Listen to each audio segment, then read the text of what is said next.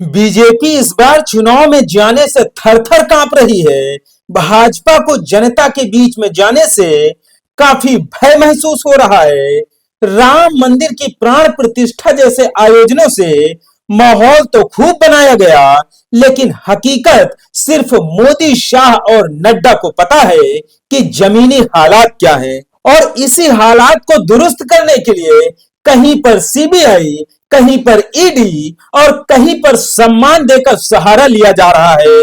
हकीकत तो यह है कि चाल, चरित्र और चेहरे की बात करने वाली भाजपा 10 साल में दर्जनों इंजनों के साथ काम करने के बाद भी अपने बलबूते चुनाव जीतने का साहस भी नहीं जुटा पा रही है। भाजपा की सबसे ज्यादा हालत यूपी, बिहार और झारखंड में खराब है।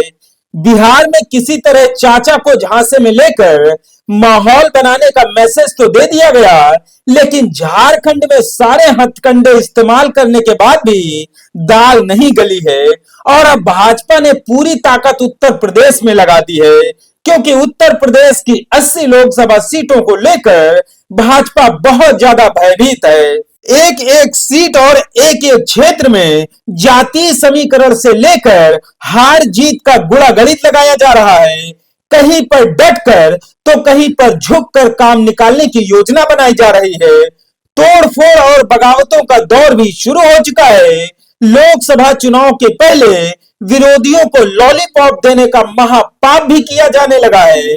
दिल्ली वाले साहब मिशन 80 को किसी भी सूरत हाल में पूरा करना चाहते हैं, क्योंकि उन्होंने शपथ ले रखी है कि भाजपा में सिर्फ वही एक महापुरुष हैं जो मां भारती की सेवा कर सकते हैं।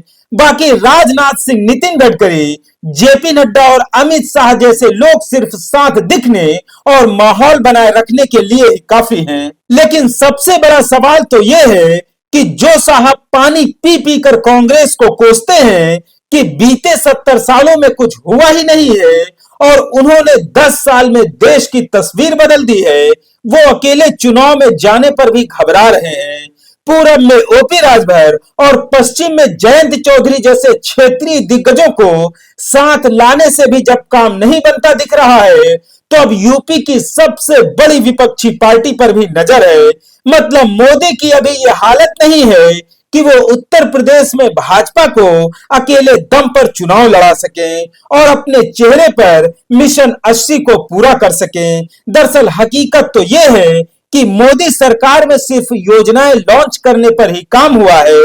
अगर योजनाओं को सही से लागू करने पर भी काम होता तो आज ये नौबत नहीं आती कि 2-2, 4-4 सीटों के लिए इधर उधर सभी जतन करके सबकी मिन्नतें माननी पड़ रही हैं। Smart city, startup India, skill India, digital India, प्रधानमंत्री आवास योजना, उज्ज्वला योजना, सौभाग्य योजना जैसी कई सारी योजनाएं पूरी तरह से फ्लॉप साबित हुई हैं। 2022 में सबको पक्का आवास देने का वादा सिर्फ चुनावी वादा साबित हुआ है।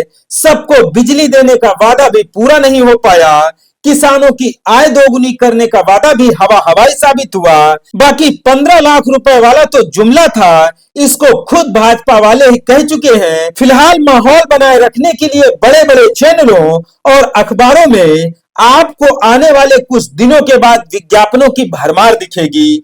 आपको चैनल वालों की चकाचौंध और विज्ञापनों के भ्रम में नहीं पड़ना है। जब वोट मांगने वाले आए तो आपको ये सब सवाल पूछने होंगे कि इन सभी वादों का क्या हुआ। बाकी दाल और तेल के बढ़ते दामों पर भी आपको सवाल दागना है। मित्रों, आपसे गुजारिश है कि आप एक भारत को शेयर और सब्सक्राइब भी करते रहें, जिससे कि वंचितों, शोषितों, पीड़ितों की आवाज को सत्ता के शीर्ष तक पहुंचाया जा सके। धन्यवाद।